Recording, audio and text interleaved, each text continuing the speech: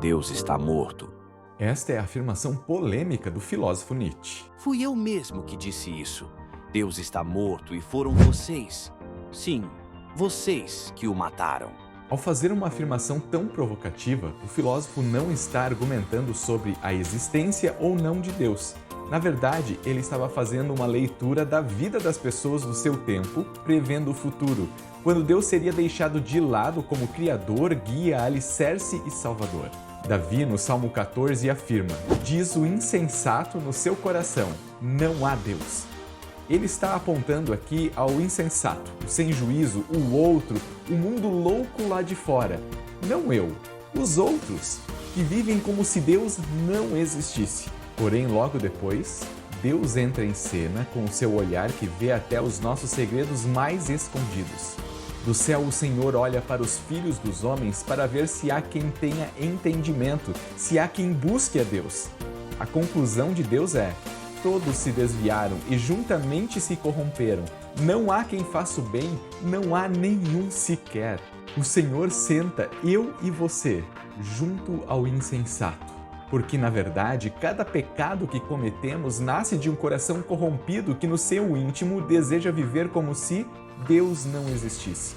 Assim como em Nietzsche, a questão aqui não é a existência ou não de Deus, mas a vida sem Deus. O pecado é a manifestação da incapacidade humana de confiar plenamente em Deus. É por isso que, ao explicar os mandamentos, Lutero começa cada explicação com as palavras: devemos temer e amar a Deus. Por isso, fazemos ou deixamos de fazer algo. Este é o primeiro mandamento. Ou seja, pecar contra qualquer outro mandamento é quebrar o primeiro mandamento. Demonstra incredulidade em Deus. Com isso, a leitura do Salmo a partir daqui se torna mais profunda. Ao mesmo tempo que parece que Davi está falando só dos outros, aqueles que devoram o meu povo como se comessem pão e que não invocam o Senhor, o olhar de Deus continua a me incluir entre esses a ponto de questionar minha adoração e minhas atitudes. Será que no meu dia a dia as atitudes correspondem à ação dos que devoram os outros? Seja em minhas palavras, pensamentos, ações ou em minha omissão diante do próximo? Será que a minha fé está realmente no Senhor? Através do profeta Isaías, Deus coloca ainda mais o dedo na ferida. Este povo se aproxima de mim com a sua boca e com os seus lábios me honra, mas o seu coração está longe de mim, e o seu temor para comigo consiste só em mandamentos ensinados por homens. Um povo que diz crer, que segue leis, mas o coração está distante do Senhor.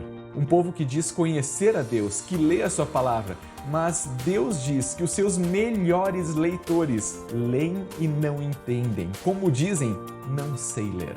Um problema que parece não ser passageiro. Estava presente no tempo de Davi, do profeta Isaías e também de Jesus. Este povo me honra com os lábios, mas o seu coração está longe de mim. E em vão me adoram, ensinando doutrinas que são preceitos humanos.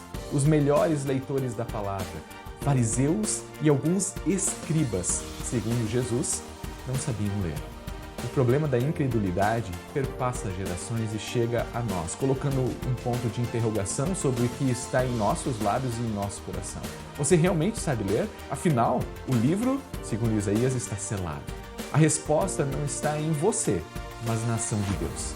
No Salmo, a esperança é: Deus está com a linhagem do justo. Quem é esse justo?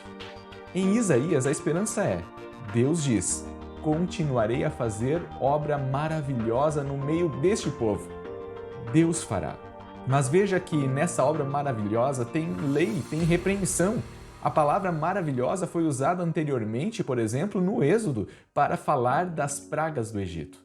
Mas essa obra maravilhosa vai além. Naquele dia os surdos ouvirão as palavras do livro, e os cegos livres da escuridão e das trevas as verão. Ironicamente, os melhores leitores humanos ainda são como analfabetos. Somente o Senhor é o único que tem poder para abrir ouvidos e dar visão. Tudo depende dele. Fé não é capacidade ou habilidade humana. Quem é o justo? Quem dará a visão? Quem é apto a abrir o livro selado? O próprio Jesus usa esses textos e diz: eu sou. Ele veio ao mundo justamente por nossa incapacidade, por nossos pecados, por nossa cegueira. Ele veio e, de fato, morreu. Morreu por amor àqueles que o mataram em seu coração. mas ele não permaneceu morto. Ele vive e age fazendo pessoas pertencerem à linhagem do justo. Como ele faz isso? Purificando por meio da lavagem de água pela palavra, para apresentar a si mesmo como igreja gloriosa, sem mancha, nem ruga, nem coisa semelhante, porém santa e sem defeito. Hoje você pode participar dessa linhagem, pode crer e celebrar a santidade que Jesus te deu por sua obra. Por meio da água unida à palavra, o batismo, ele nos lava dos pecados. E ainda tem mais, no mesmo capítulo, ele disse: enchei-vos do Espírito. Ele continua a nos encher do Espírito Santo pela palavra, a fim de abrir os nossos olhos. Com olhos, ouvidos e coração abertos, os verdadeiros frutos e obras começam a surgir. Sujeitem-se uns aos outros no temor de Cristo. Sujeitem-se é o antídoto ao grande efeito do pecado descrito, por exemplo, em Gênesis 3,16. O seu desejo será para o seu marido, e ele a governará. O desejo de quem manda mais, tem mais poder, é quebrado por Cristo, aquele que, com toda a autoridade nos céus e na terra, se sujeita à cruz por amor aos seus. Agora, esposas e maridos de olhos abertos pelo Espírito vivem moldados por essa cruz, criam famílias moldadas pela cruz e vivem em sociedade guiados por Jesus. Deus está morto? Embora no coração humano, sim, ele está, pela ação de Deus, não, ele não está. Ele vive e age o milagre da fé, dando vistas aos cegos espirituais. Com a visão restaurada, sua graça impacta como vivemos obras que realmente importam.